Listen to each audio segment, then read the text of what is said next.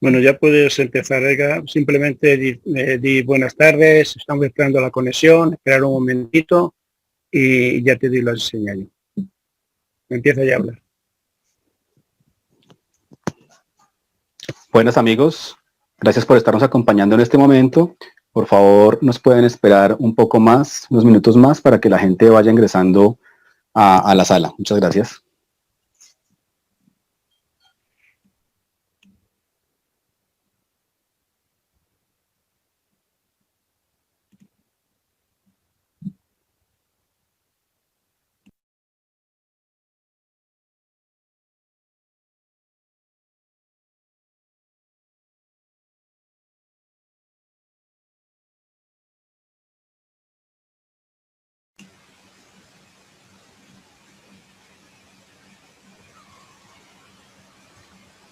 Gracias amigos por acompañarnos el día de hoy.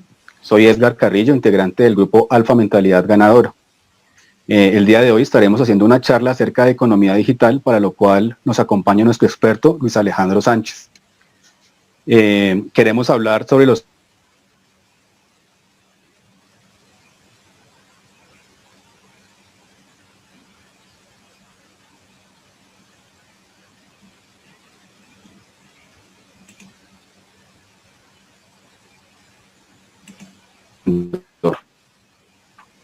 Luis Alejandro, por favor. ¿Sigues? Gracias Edgar, muy buenos días, muy buenas tardes para todos. En nombre de Alfa Mentalidad Ganadora les damos la bienvenida a esta ponencia sobre la economía digital. De lo que vamos a hablar es de, bueno, cómo la economía digital ha impactado en nuestras vidas, pero sobre todo cómo le podemos sacar provecho. Cómo la tecnología puede para nosotros ser tal vez la respuesta, porque ha demostrado ser un generador de riqueza, pero sobre todo es un generador de riqueza democrático. Es un generador de riqueza en el que todos nos podemos ver involucrados y todos podemos eventualmente sacar provecho. Entonces, ya sin más preámbulos,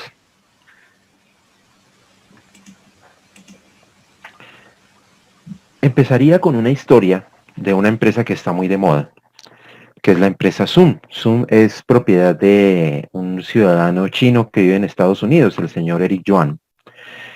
Él decía que, o ha dicho en estos días, o a lo largo de la pandemia, que la emergencia por el COVID va a reevaluar la urgencia de que los negocios se hagan face to face, cara a cara. Eso lo dijo en marzo del 2020, poco antes de iniciar la pandemia o recién iniciada la pandemia. Lo cierto es que como consecuencia de la forma como hemos tenido que replantear el contacto con nuestros amigos, nuestra familia y nuestros clientes, el valor de Zoom durante el año 2020 se ha incrementado en $2.000 millones. Claramente, pues es la historia de una empresa que tenía el producto correcto en el momento correcto.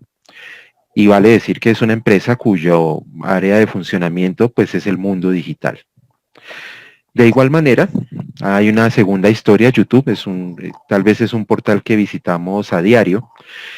Y la historia es que Chad Hurley, que fue su fundador, financió en un principio de su emprendimiento con su cupo de tarjetas de crédito, independientemente de lo grandes o chicos que sean esos cupos. Lo cierto es que tuvo tal impacto el emprendimiento que al cabo de 18 meses Google le compró la empresa y al cabo de 18 meses la empresa valía $1.400 millones, lo cual quiere decir que pues no estamos hablando de una dinámica tal cual como la conocemos, de empresas que crecen paulatinamente, que crecen un poquito y que al cabo de cierto tiempo se puede decir que son prósperas y que han crecido.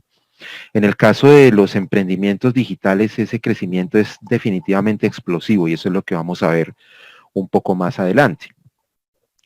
Otra historia también curiosa, si cabe el término, es referente a esta foto. Esta foto es una reconstrucción de el cuarto de control del computador del sistema Apolo 11, que en 1969 llevó al hombre a la luna. Entonces, vamos a decir que todo eso que se tiene ahí es el computador de la nave que llevó al hombre a la luna. Evidentemente un sistema complejo. Pero la tecnología tiene unas cosas muy particulares. Y dentro de esas cosas particulares vamos a decir que ese teléfono móvil con el cual probablemente están viendo esta presentación, tiene un procesador mucho más potente que el de esa máquina, que el de ese computador. El crecimiento ha sido evidentemente explosivo, al punto que un aparato que hoy en día es de consumo doméstico tiene procesadores que son miles de veces más potentes que los que alguna vez llevaron el hombre a la luna. ¿Qué sustenta eso en la práctica? Hablamos de la ley de Moore.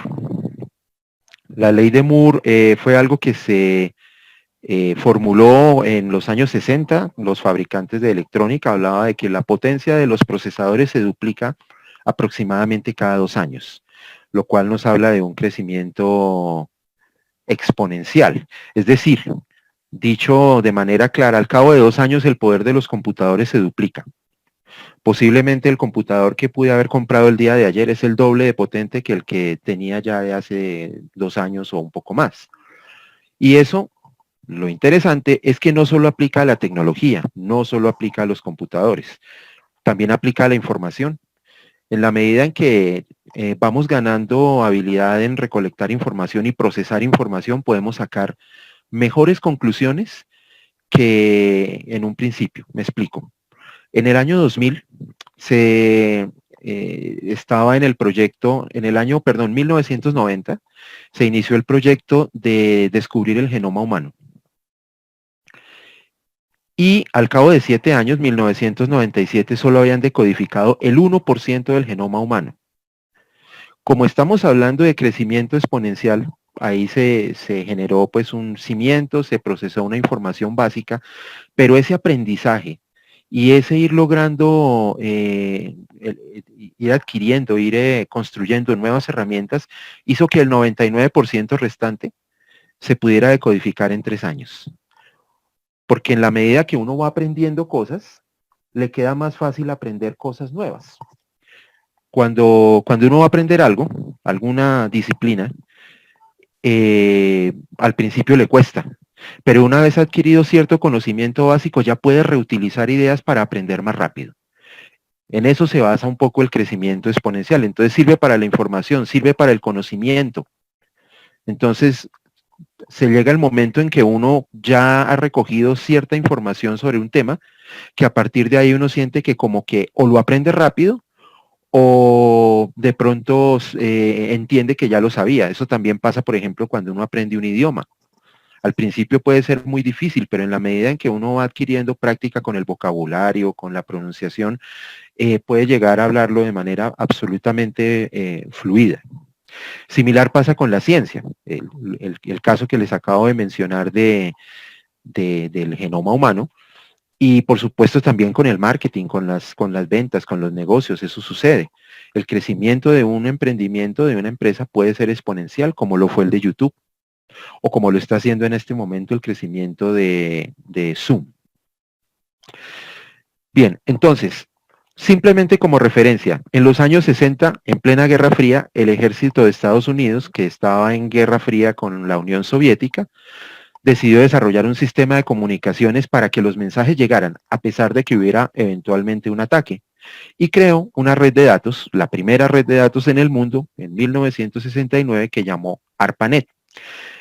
Esa red, con el tiempo, comenzó a usarse para propósitos científicos. Entonces eso ya lo veía uno, por ejemplo, en las universidades. Esta es la foto de un computador de principios de los años 70. Sin embargo, el tema ha crecido, ha evolucionado. Ese crecimiento exponencial nos ha llevado a que en un poco más de 30 años ya estemos en este punto. En un Internet, ya no en una red para uso científico, ya no en una red para uso militar, sino una red para